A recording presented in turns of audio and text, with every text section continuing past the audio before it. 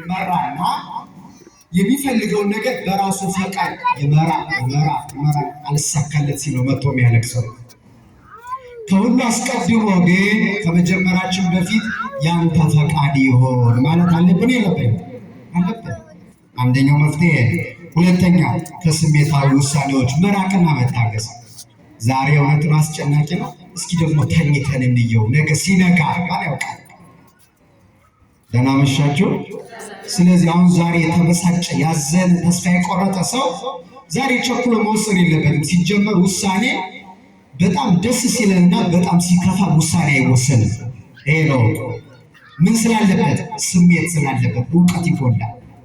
ስለዚህ በጣም በተከፋንበት ሰዓት፣ በጣም በተደሰትንበት ሰዓት የህይወት ውሳኔ አይወሰንም።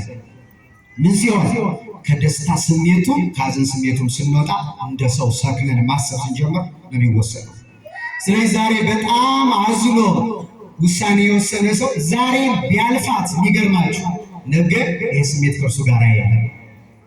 ሁለተኛ ይህን ማድረግ። ሶስተኛ ስህተትን አምኖ መፍትሄ መፈለግ። በድለን ከሆነ እግዚአብሔርን መተን ይቅርታ መጠየቅ።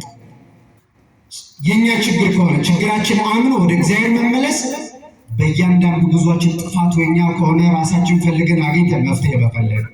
የሉቃስ ወንጌል ምዕራፍ 15 የጠፋው ልጅ ትዝ ይላችኋል?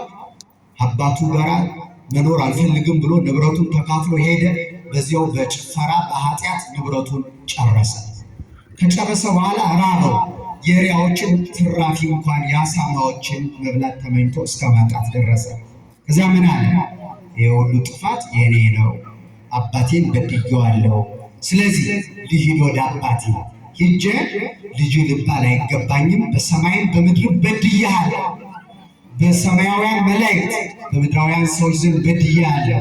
ልጅ ልባል አይገባኝም፣ ግን ከባሪያዎች እንዳንዱ አድርገኝ ልበለው ብሎ መጥቶ ይቅርታ ጠየቀ። ጥሩ ነው አይደል? መፍትሄ። አባቱ አቅፎ ተቀበለው። በአዲስ ልብስ አልብሱት፣ አዲስ ቀለበት አርጉለት፣ አዲስ ጫማ አርጉለት፣ የሰባ ፍሪዳ ረዱለት ብሎ ጉረቤቶቹን ጠርቶ ሙቶ የነበረው ልጅ ሕያው ሆኗልና ከኔ ጋር ደስ ይበላችሁ ብሎ ድግስ ደገሰ። መፍትሄ